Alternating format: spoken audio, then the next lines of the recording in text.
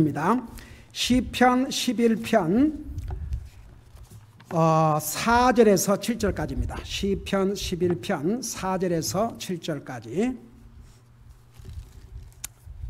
시편 11편 4절에서 7절까지입니다. 같이 읽습니다. 시작. 주는 자신의 거룩한 전에 계시며 주의 왕자는 하늘에 있도다. 그분의 눈은 사람들의 자녀들을 바라보시며 그분의 눈꺼풀은 그들을 단련하시는도다.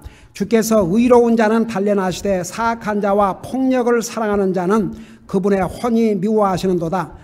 그분께서 사악한 자에게 올가미와 불과 유황과 무서운 폭풍을 비같이 내리시리니 이것이 그들의 잔에 몫이 되리로다. 의로우신 주께서 의를 사랑하시나니 그분의 얼굴은 곧바른 자를 보시느니라. 아멘. 앉으시기 바랍니다. 시편 11편은 성령님의 감동을 받아 다윗이 기록을 했습니다. 여러분, 다윗은 그 일평생을 돌아보면 참 보통 사람은 감당이 어려운 어려움을 당했습니다. 그 모든 어려움을 믿음으로 끝까지 승리한 사람이 바로 다윗입니다.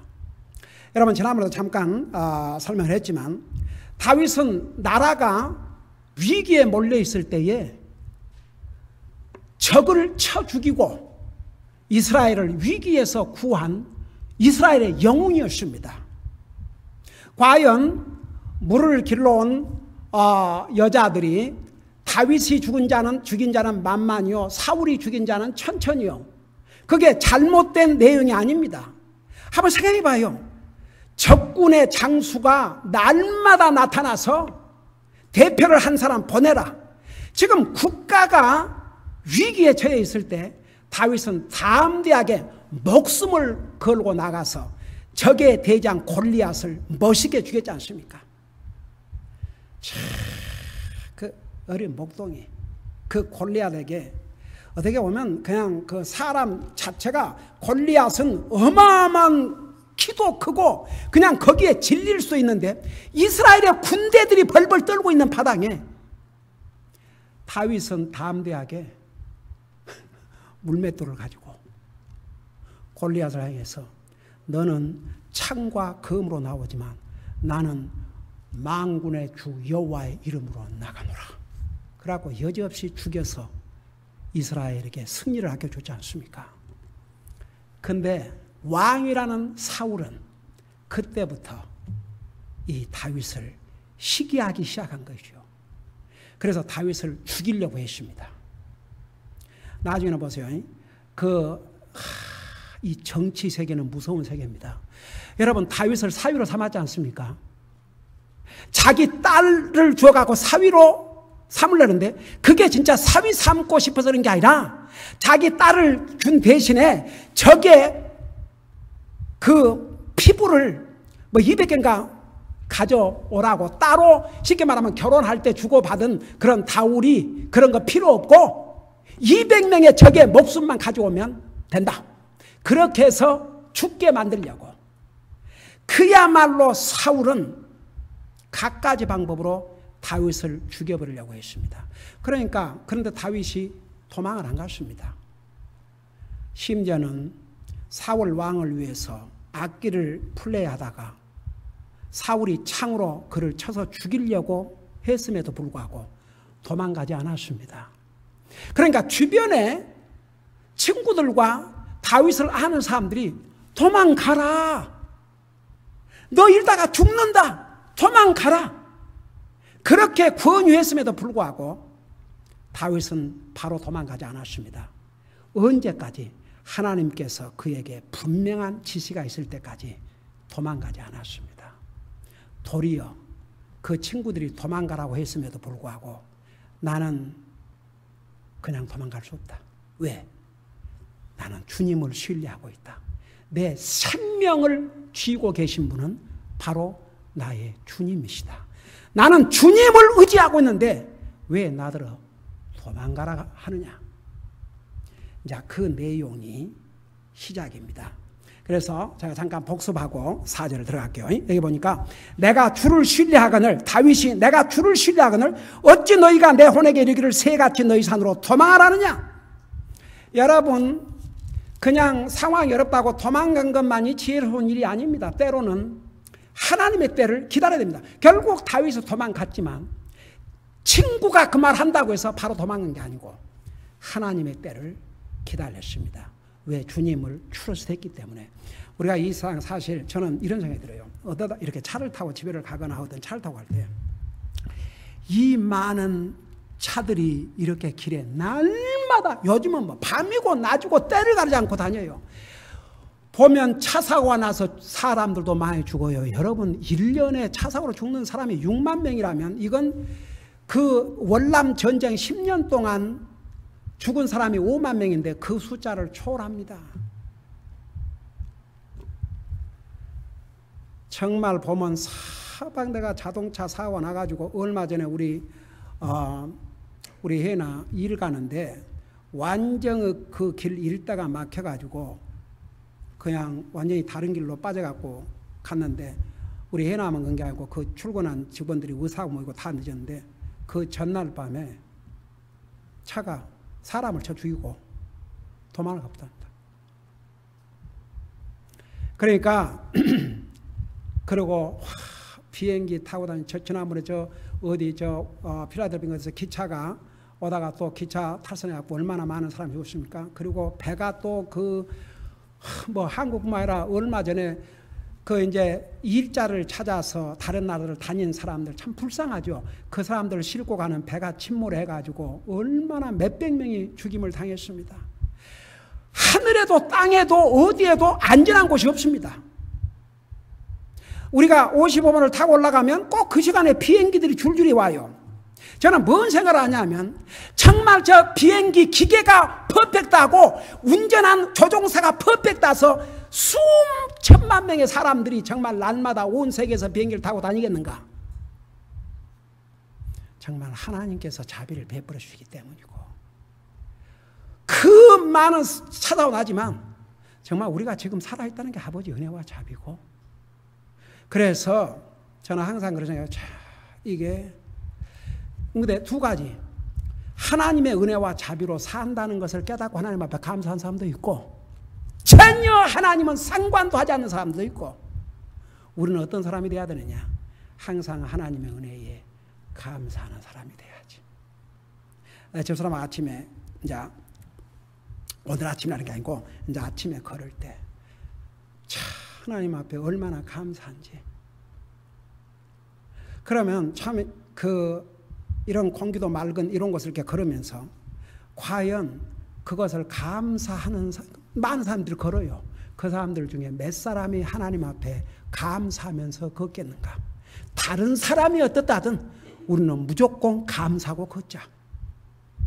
그러니까 보세요. 그래서 믿음의 사람은 달라요.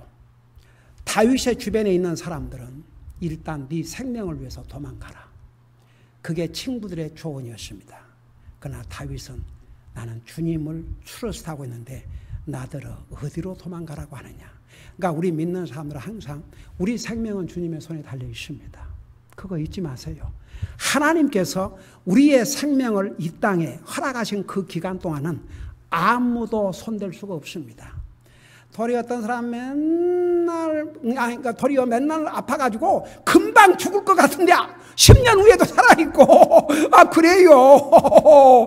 도리어 맨날 아픈 사람들은 맨날 의사 체크하고 다니니까 더 문제가 있으면 발견한데 나는 감기 한번 알아본 적 없다. 이 사람이 갑자기 죽어요. 그러니까 이거 아픈 것도 이것이 어떤 면에서 하나님의 은혜예요. 다 같이 아멘. 그래서 또 문제가 있으면 그리고 우리 성사님 중에 한 분이 편지 보내면서 그 성사님이 아프셨던가 사모님이 아프셨던가 했는데 뭐라고 편지를 보내왔냐 그러면 우리에게는 하나님께서 워닝 사인, 그러니까 우리가 아프면 그 워닝 사인이라 이거죠. 도리어. 그래서 체크업을 하게 되고 anyhow. 한 가지 분명한 사실은 우리의 생명은 하나님의 손에 달려 있습니다. 다윗은 그걸 철두철미하게 믿었습니다. 어떤 상황에서 믿었느냐? 2절을 봐요. 그 친구들이 보라 사악한 자들이 활을 당기고 화살을 쉬위에 먹여 마음이 올바른 자를 몰래 쏘려하는도다. 뒤에서 총을 겨누고 지금 현대 의미로 설명하면 여기 보세요.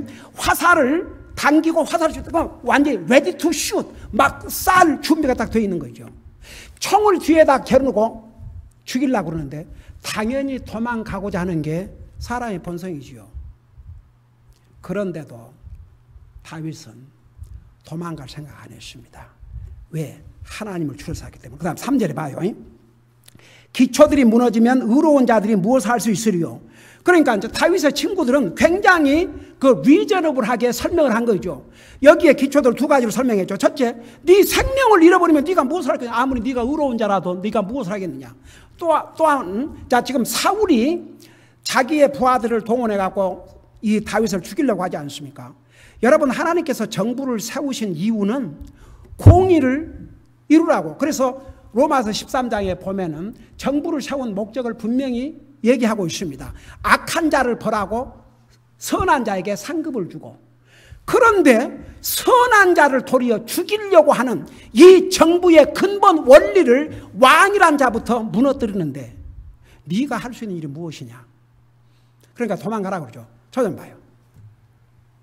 여러분, 이 친구들의 권면이 굉장히 리저너블해요, 안 해요? 그럴싸해요, 안 해요? 그리고 그 말을 듣고 도망가는 게 좋을 것 같아요, 안 좋을 것 같아요? 그게 사람의 생각에는 그렇잖아요. 근데 다윗은 노 그랬어요. 왜 내가 도망가냐 이거죠. 여러분, 때로는 보세요.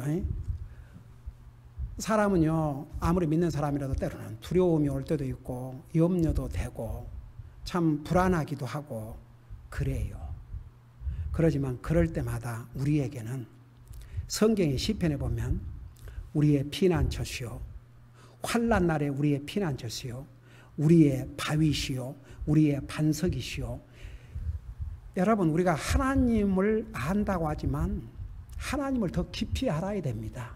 알면 알수록 우리는 담대해지고 더 하나님을 의지하게 됩니다. 여러분, 다윗이 그의 삶 속에서 이런 시련을 겪지 않았더라면 다윗이 나중에 그렇게 하나님을 트러스트한 귀한 인격자로, 하나님의 사람으로 그 인격이 다듬어지지 않았을 거라고요. 근데 다윗은 이런 고난 가운데서 하나님 트러스트한 법을 배웠다 그 말입니다. 자, 그래서 이제 4절부터는 다윗이 왜 내가 도망가지 않는지 이유를 설명하고 있어요. 잘 보세요. 그러니까 우리 11편 제목이 뭐라고 그랬어요? 11편 제목이 뭐라고 그랬어요? 하나님을 믿는 강한 확신. 그러니까 하나님을 믿는 강한 확신을 가지고 있으면 어떤 상황에서도 두려워하지 않습니다. 여러분, 자, 다윗이 설명을 합니다. 왜 내가 도망가지 않는가? 4절에 주는 자신의 거룩한 전에 계시며 주의 왕자는 하늘에 있도다. 자, 이게 무슨 뜻이냐? 다윗이 믿는 주 하나님은 자신의 거룩한 전에 계시며 그 다음에 주의 왕자는 하늘에 있도다. 여러분, 이 경우에 주님의 거룩한 전은 어디에 있었어요? 땅에 있었어요. 네? 여러분, 우리 모세가 이스라엘 백성을 읽고 나올 때부터 그 하나님의 성막을 지었잖아요.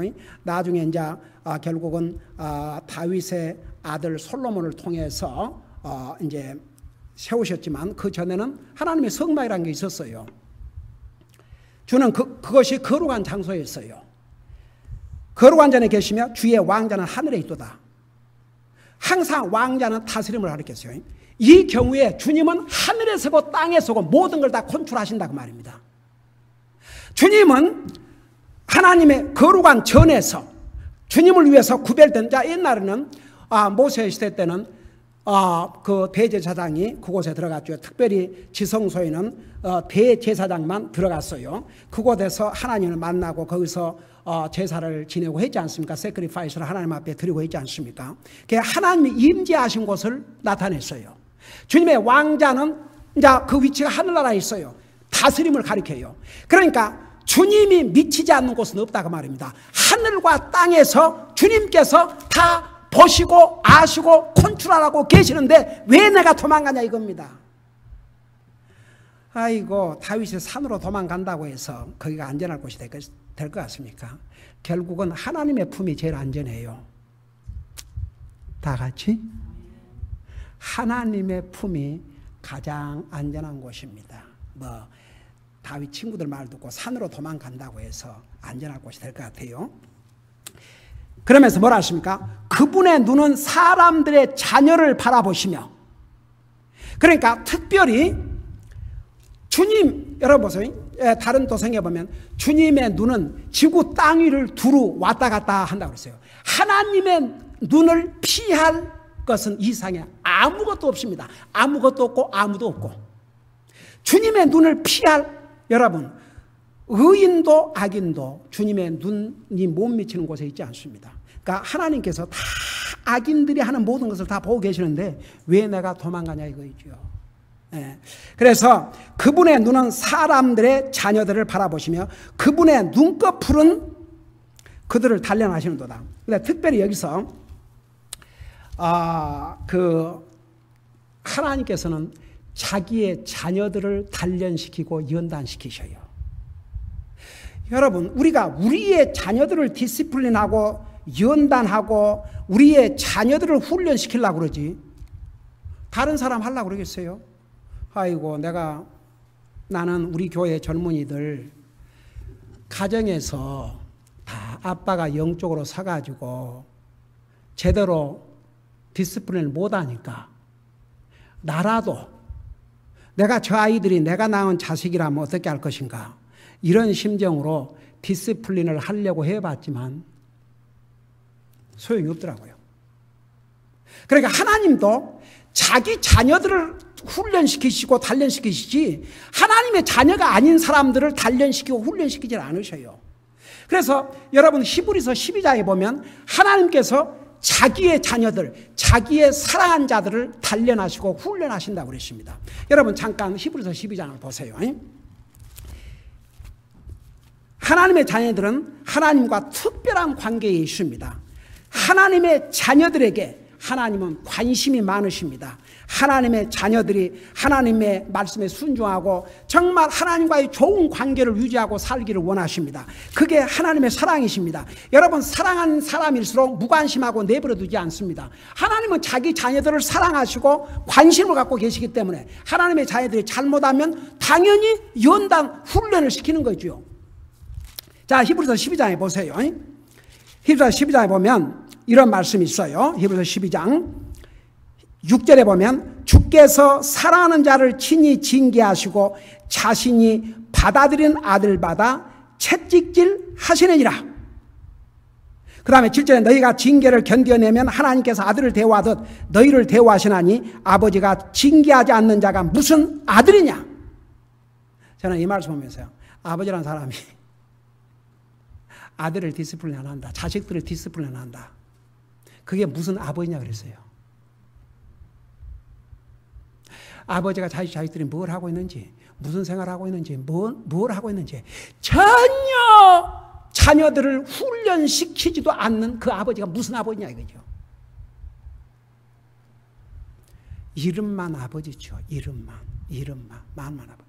여러분, 적어도 그렇다고 해서 뭐 부모가 다 완전하다는 게 아니고, 그래도 부모가 자식들을 볼 때 이건 아니다 싶으면은 그 얘기를 해줘야죠. 이러지 말라고.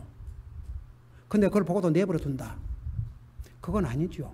아버지의 책임을 망각하는 거죠. 그러니까 정상적인 아버지는 자식들이 잘못하면, 그러니까 이제 부모도 잘해야 되고, 부모가 잘못했을 때는 먼저 자식들한테도 용서를 구하고 아니면 소리라고 하고 그리고 또 해야지요. 그러니까 보세요. 하나님께서 아들을 대우하듯 너희를 대우하시는 아버지가 징계하지 않는 자가 무슨 아들이냐. 8절에 모든 사람이 징계를 받음으로 너희에게 징계가 없으면 너희가 사생하여 아들이 아니라. 여러분, 하나님의 자녀들은요, 하나님의 자녀들은 하나님께서 특별한 관심을 가지고 보셔요. 하나님께서는 하나님의 자녀들이 하나님의 뜻 아래 살기를 원해요. 그것이 복된 길이고 그게 안전한 길이고 그게 위험으로부터 지켜주는 길이기 때문에. 그러니까 하나님께서, 여러분 보세요. 하나님께서 우리에게 말씀을 주셔가지고 이렇게 살아라 저렇게 살아라, 이것이 우리의 자유를 구속하고 우리를 힘들게 하려고 그런 게 아니고, 우리가 그렇게 살면 우리가 도리어 보호받고 안전하고 우리의 마음에 평화와 기쁨이 있으니까. 여러분, 부모가 정상적으로 뭐 자녀들이 위험한 데 가면 위험한데 그 위험하다 하지 마라. 그리고 그게 자기 삶에 유익이 안 될 것 같으면 그거 하지 마라. 그거 아주 내추럴한 거죠. 근데 자기 자식일 경우에도 그러한 사람이 뭐 나무를 하겠습니까? 근데 어떻든 간에 하나님께서 누구를 특별히 징계하시고 훈련하시냐면 자기 자녀들에게. 근데 하나님의 자녀라고 말은 하면서도 완전히 하나님 뜻과는 관계없이 지멋대로 사는 사람을 하나님이 징계도 없고 디스플린도 없으면 그건 하나님의 자식이 아니라 그런 뜻입니다. 그러니까 한마디로 하나님의 자녀들은 꼭 무슨 잘못해서 징계 그게 아니고 훈련을 위해서, 연단을 위해서 때로는 어려운 고난을 겪게 하기도 하는 것입니다. 여러분, 9절에 또한 우리에게 있던 우리의 육체의 아버지들이 우리를 바로잡아도 우리가 그들을 공경하였거늘 하물며 영들의 아버지께 우리가 더욱 복종하고 이로써 살아야 하지 아니하겠느냐.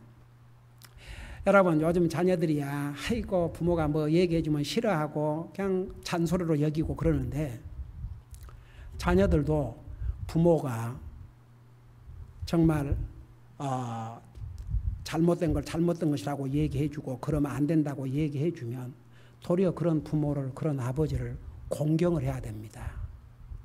근데 요즘 애들은 뭐 얘기하면 다 잔소리로 듣고 싫어하고 완전, 그러니까 참 so sad는 sad이에요. 근데 만일에 자녀들이 부모가 바른 훈련을 하려고 그러고 잘못했을 때 책망해주고 그런 것을 기쁨으로 잘 받아들이면, 그리고 도리어 그런 부모를 공경하면 이 얼마나 아름다운 자녀들의 모습이냐 이겁니다. 하나님과의 관계에서도 하나님께서 우리에게 어려움, 연단, 이걸 통해서 사실은 하나님의 사랑을 우리에게 보여주고 계신 거예요. 우리를 연단시키신 다음에 더 복된 삶을 살게 하기 위해서. 다윗 같은 경우에 정말 이런 시련과 연단이 없었다면 나중에 이런 위대한 왕이 될 수 없었겠지요. 아이고, 이런 과정을 거쳐서 나중에 또 여러 가지 또 어려움을 또 했지 않습니까? 그러니까 보세요. 사람은 항상 죄의 속성을 갖고 있기 때문에 꾸준한 그런 훈련과 디스플린이 없으면 순간에 곁길로 갈 수가 있어요. 그러니까 보세요. 여기에 이제 하나님 앞에 그 어떤 이런 연단을 받을 때 태도가 굉장히 중요해요. 더욱 주님을 공경해야 됩니다. 자녀들도 부모가 이렇게 자식들을 볼 때 이거 이렇게 했으면 안 되겠다 하고 책망해주면 도리어 그 부모를 공경해야 되는 것이 바른 자세이거늘 하나님의 자녀들이야 어떻게 하겠느냐 이거죠. 그 다음에 보세요. 10절에 보니까 진실로 그들은 며칠 동안 자기들이 기뻐한 대로 우리를 징계하였거니와 그분께서는 우리의 유익을 위해 하시나니 이것은 우리가 자신의 거룩함에 참여하는 자가 되게 하려 하심이라. 육신의 부모는 잠시 며칠 또 하고 말기도 해요. 그리고 우선 자기도 막 진짜 이렇게 해서는 안 돼서 막 화가 나니까. 그러지만 하나님은 진짜 우리의 영원한 유익을 위해서 훈련하신다고 말입니다.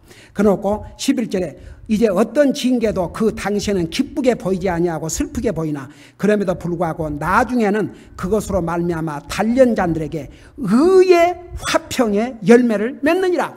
여러분, 하나님께서 우리를 연단하시기 위해서 주신 어려움은 우리가 잘 감당하면 결국은 우리에게 의의 평화. 여러분, 이 세상의 모든 것을 가지고도 마음에 평화가 없으면 그게 무슨 복된 삶입니까?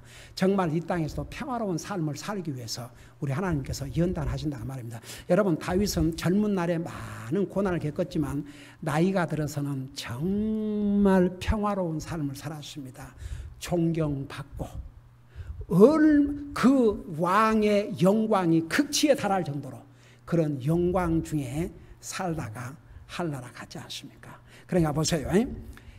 다윗은 하나님의 이 모든 관점을 다 알고 있었습니다. 자, 이걸 생각하면서 다시 시편 11편 4절 보세요.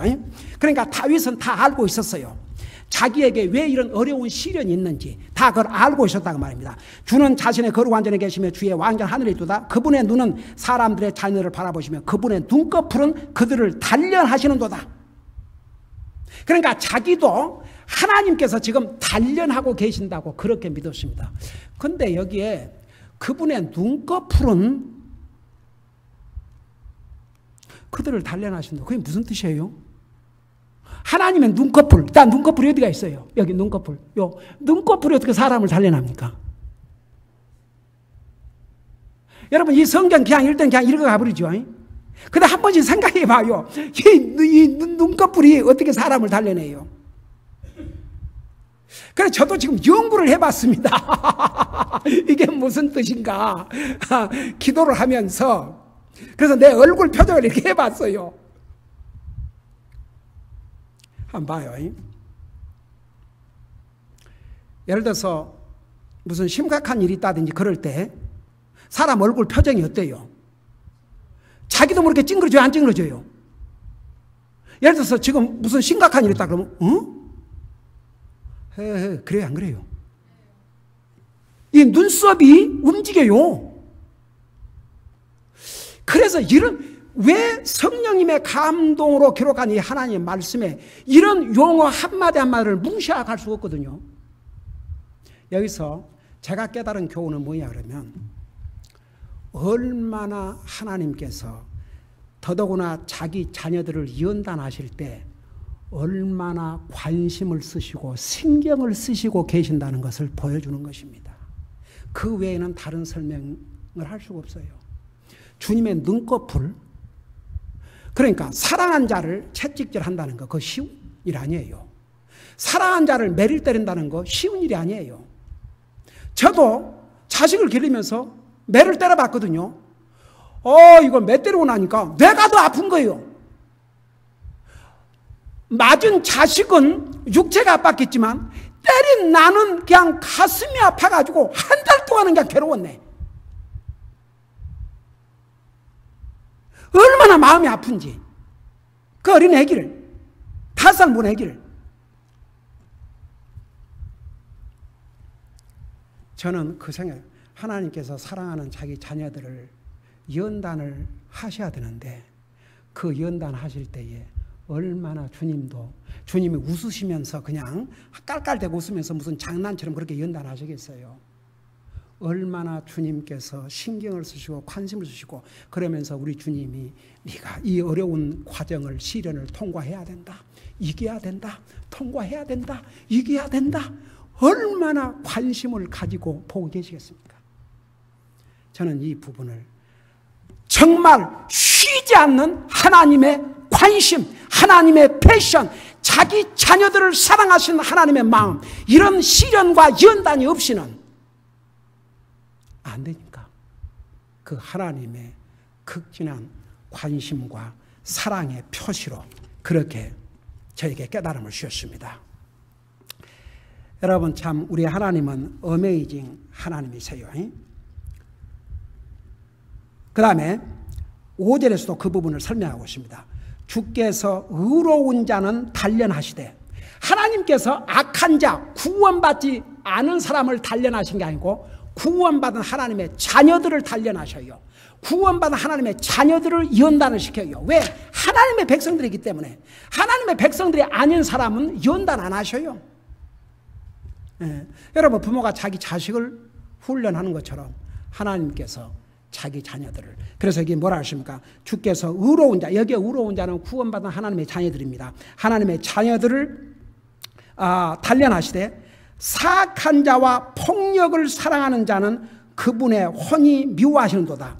여기에 사악한 자, 하나님을 안 믿는 정도로 끝난 게 아니고 하나님을 대적함에 이르는 자들, 그리고 폭력을 사랑하는 자. 여러분 폭력을 사랑하는 자들이라고 그랬어요. 여러분 하나님께서 세상을 물로 심판하시기 전에 땅이 폭력으로 가득 찼다고 그랬습니다. 땅이 완전히 폭력으로 가득 찼다고 그랬어요. 지금이 그 시대인 것 같습니다. 정말 노아 홍수 직전에 온 세상이 폭력으로 가득 찬 것처럼 지금 세상이 그런 것 같아요. 그런데 이 폭력을 행하는 사람들은요, 폭력을 사랑해요. 그거 아주 재미로. 요즘은 지난번에 그 백인 경찰이 흑인 죽였다고 해갖고 이제는 하여간 무슨 잘잘못을 떠나서, 아니 경찰이야 부르면 가서 진압을 해야 되고 해야 되는데, 그 경찰이 가서 하지 마라 그러면 금방 안 해야 되는데 꼭 경찰에게 달라들고 이렇게 대항을 하고 하니까 이제 경찰이 무력을 쓸 수밖에 없죠.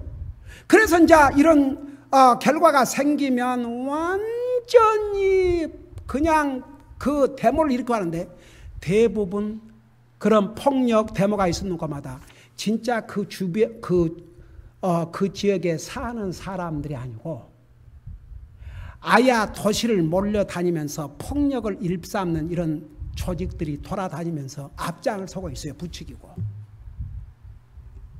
이런 폭력을 사랑하는 자들, 하나님께서 못 본 채 하고 계신 게 아니에요. 보세요. 여기에 이런 자들을 그분의 혼이 뭐라고 그랬어요? 혼이 미워한다고 그랬어요. 우리 하나님께서는 사악한 자와 폭력을 사랑하는 자를 멀리서 구경만 하고 계신 것이 아니고 적극적으로 관찰하고 계신다, 그 말입니다. 여러분, 미워하신다는 말은 중요한 의미가 있습니다. 미워한다는 것은 상당히 적극적입니다. 여러분, 성경은 우리는 의를 사랑하고 선은 사랑하고 악은 미워하라고 했습니다. 선도 하기를 원치 않고, 그렇다고 악한 것을 적극적으로 미워하지도 않고, 이게 이제 참 문제예요. 그리스도는 색깔을 분명하고 살아야 됩니다. 선을 사랑하고 악을 미워해야 됩니다. 우리 주님은 이런 자들을 멀리서 무관심하게 아유 저 하는 꼬라지를, 이게 아니고 하나하나 그들의 하는 것을 살펴보고 계십니다. 미워하신다는 얘기는요, 자기와 상관이 없는 사람은 미워할 것도 뭘 것도 없어요. 아니, 자기가 아무런 상관이 없는 사람을 왜 미워합니까? 근데 이 경우에 상관은 뭐냐 그러면, 하나님이 악한 자를 못 본 채 하고 내버려두지 않는다, 그 말입니다. 하나님께서 멀리서 그냥 이렇게 구경만 계신 것이 아니라 그 말입니다. 악한 자들의 그 악한 행위를 적극적인 자세로 살펴보시고 하나님은 그걸 미워하신다, 그 말입니다. 여러분, 구원받은 하나님의 자녀들은 우리는 하나님이 사랑한 것을 사랑하고 미워하는 것을 미워해야 합니다. 다윗은 이 기준이 분명했습니다. 그 다음에 보세요. 6절에 그분께서 사악한 자에게 올가미와 불과 유황과 무서운 폭풍을 비같이 내리시니 이것이 그들의 잔에 몫이 되리로다. 그러니까 보세요. 왜 다윗이 도망가기를 거부한 줄 아세요? 결국 하나님께서 반드시 심판하신다.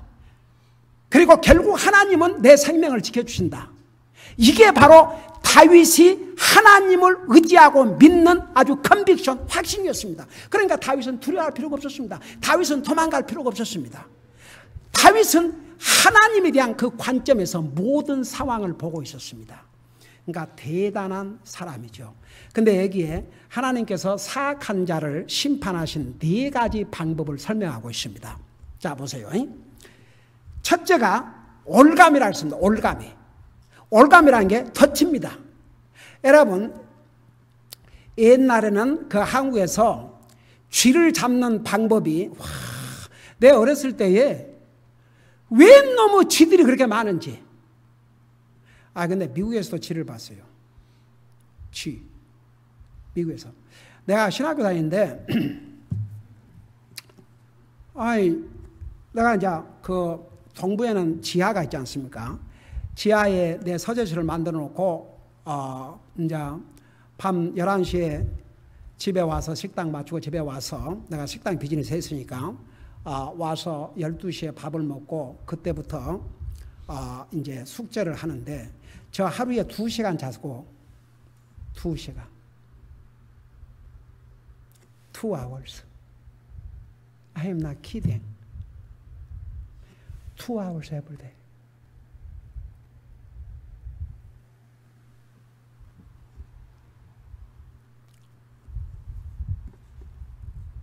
근데 숙제를 하고 있는데 뭔 콕 쥐소리가 나는 거예요. 그래서 내가 하도 피곤해가지고 헛것을 듣나 그러고 또 다시 공부를 했어요. 조금 공부하려고 그러면 또 꼭 내 뒤에서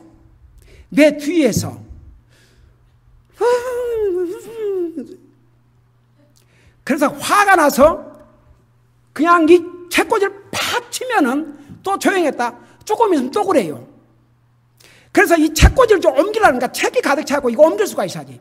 그래서 화딱지가 나왔고 책을 다 끄집어냈어요. 끄집어내고 그 책꽂이 하나를 가지고 막 흔들어대니까 세상에 거기서 쥐가 튀어나가는데 쥐가 큰 쥐도 아니고 거짓말하고 또 요만한 쥐새끼 같은 그게 한 마리가 아니고 몇 마리가 줄줄이 나가는 거예요. 이거 참 큰일 났더라고요. 그래서 이제 다음 날 그로서리 스토어에 가서 쥐덫을 샀어요. 근데 놀라운 사실을 발견했어요. 나중에 그때 당시 우리 어머니 같이 살았는데 우리 뒷뜰에 동부는 뜰이 아주 넓어요. 작은 집도 1/4 에이커 정도 그렇게 그 뜰을 가지고 있대. 그러고 뒤에다가 우리 어머님이 씨앗을 좀 사달라고 그래갖고 씨앗을 뿌려가지고 여러 가지 그 채소를 심었는데 이제 그 고추나무 됐어요. 그 고추 그리고 이제 거기다가 특별한 그 한국식 얼음을 줘놨더니 거름을 얼음이 아니고 거름을 줘놨더니 이 고추나무가 사람 키보다 더 컸어요. 그래가지고 얼마나 고추가 아주 크고 잘 자랐는지 그게 이제 익었어요. 새빨갛게. 그래서 우리 어머님이 그걸 따다가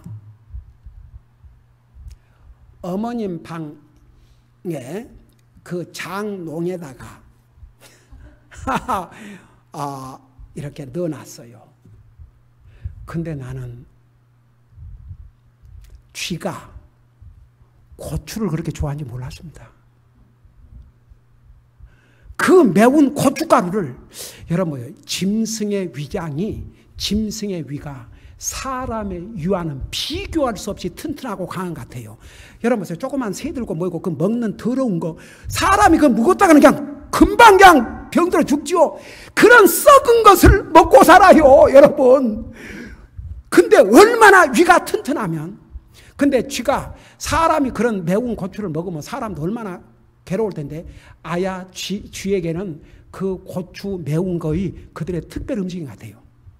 잔치를 벌이고 있었어요.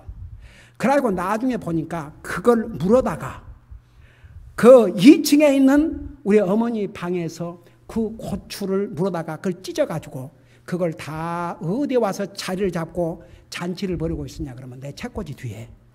왜냐하면 다른 데는 사람들 다 올라다니잖아요. 2층으로 사람들 다 다니는데 그 책꽂이 뒤에만 사람이 안다니까 거기서 그 그룹들이 다 모여갖고 거기서 잔치를 날마다 하고 살았어요. 그래서 이제 이게 다른 방법이 이제 없어서 덫을 놨어요. 덫을 여러 개를 놨어요. 그러고 밤에 그러니까 이제 그 왔다 갔다 하는 거기다 놨는데 밤에 공부하는데 뭐가 턱 그러면 가서 한 마리 딱 잡혀가고 죽어가고 있고. 그 내가 어떻게 처리한 줄 아세요?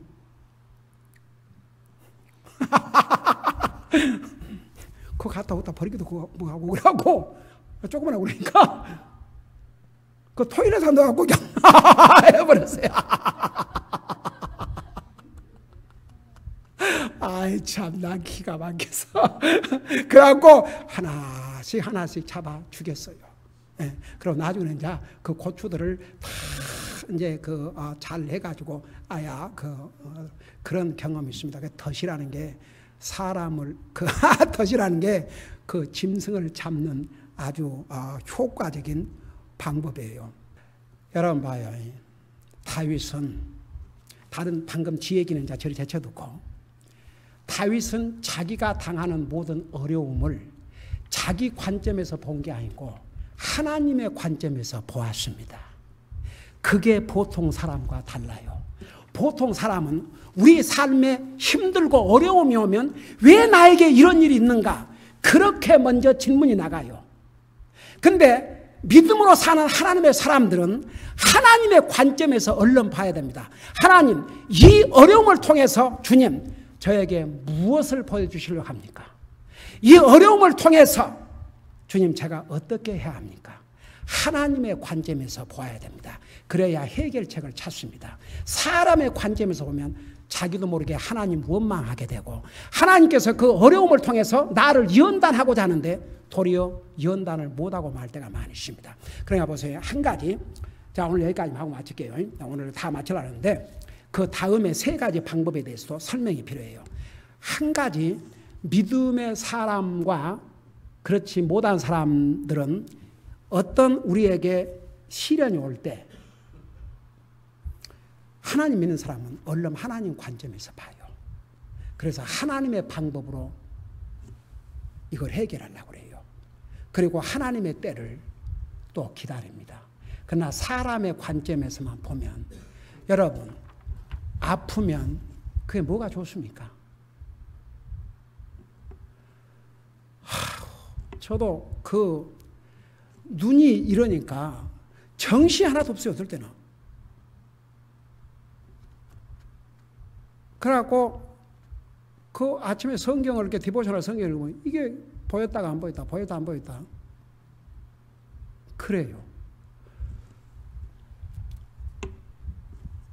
그게 절대 육신적으로, 그러니까 육신의 그 아픔은 고난 중에 고난이에요. 육신이 아프면 참 힘들어요.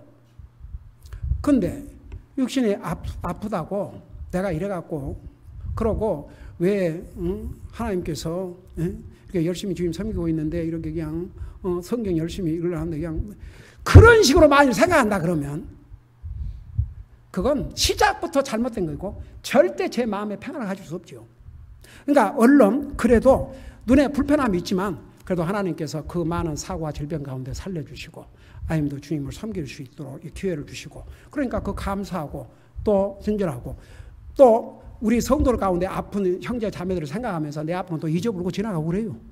그 막 맨날 아픈 거 있다가 포커스를 맞추고 있으면 그 뭘 하겠습니까? 그냥 누워 있어야지. 누워 있고 맨날 그러고 있어야지. 근데 그냥 그건 그러고 힘들 때는 힘들지만 그건 또 지나가고 그리고 이제 하다 보면 이건 잊어버려요. 여러분, 다윗은 우리 보통 사람들은 상상할 수 없는 어려움을 겪었습니다. 당장 이 경우에는 뒤에다 총을 내놓고 죽이려고 하는 그 상황에서도 도망가는 것이 정상적인 보통 사람들의 그 리액션입니다. 근데 다윗은 도망 안 갔습니다. 도리어 왜 나더러 도망가라고 그러냐. 하나님께서 모든 걸 컨트롤하고 계시거늘 하나님께서 의로운 자를 연단하시거늘 하나님께서 악인들의 모든 것을 보시고 그들을 심판하실 것이거늘 왜 나더러 도망치라 하느냐. 그러면서 하나님께서 심판하실 방법 중에 하나, 덫. 그러면 내가 과연 이 덫이 무슨 의미인가? 잘 들어봐요. 이제 요거 제일 중요해요. 쥐는 잊어버리고. 여러분 사람들 앞에 놓여진 덫이 뭔 줄 아십니까? 올가미. 사탄은 이 올가미를 모든 사람 앞에다 쳐놓고 있어요. 그게 뭔 줄 아세요? 죽으면 끝이다. 죽으면 끝이지 무슨 죽은 다음에 지옥 있고 천당이 있냐. 그게 덫입니다. 나와 여러분은 그 덫을 봤어요. 그래서 예수님을 영접하고 구원받고 하늘나라 갈 수 있도록 우리가 그 덫을 피했어요. 그러나 하나님 안 믿는 사람은 여전히 덫에 걸려 있습니다. 결국은 죽을 때까지 주님 믿지 아니하면 그 덫에 걸려가지고 영원한 지옥을 갑니다. 바로 하나님께서는 다윗을 통해서 저 사악한 자들이 계속 악을 행하고 폭력을 사랑하는 자들이 폭력을 행하지만 결국 그들의 덫에 걸려서 이제 멸망당할 것이다. 이것을 알려주신 거죠. 여러분, 우리는 이 다윗의 믿음을 배워가지고 우리에게 어렵고 또 이런 일이 있어도 항상 하나님의 관점에서 모든 상황을 보시고 승리하시기를 바랍니다. 기도하십시다. 우리 아버지 하나님, 다윗은 그를 죽이려고 하는 자들이, 그것도 몰래 뒤에서 활을 당겨서 죽이려고 한 그 상황에서도 친구들은 도망가라고 그랬지만 나는 하나님을 트러스트하기 때문에 도망가지 않겠다고 했습니다. 하나님을 향한 그의 믿음의 확신은 너무나도 분명하고 강했습니다. 이 다윗을 하나님께서는 연단하시고 수많은 위험과 어려움 속에서 살려주시고 그의 삶을 통해서 영광을 받으셨습니다. 다윗은 자기에게 온 모든 어려움을 하나님의 관점에서 보았습니다. 우리도 항상 다윗의 이런 믿음을 가지고 살 수 있도록 계속 우리의 삶을 인도하여 주시옵소서. 감사합니다. 사랑합니다. 예수님의 이름으로 감사 기도하옵나이다. 아멘.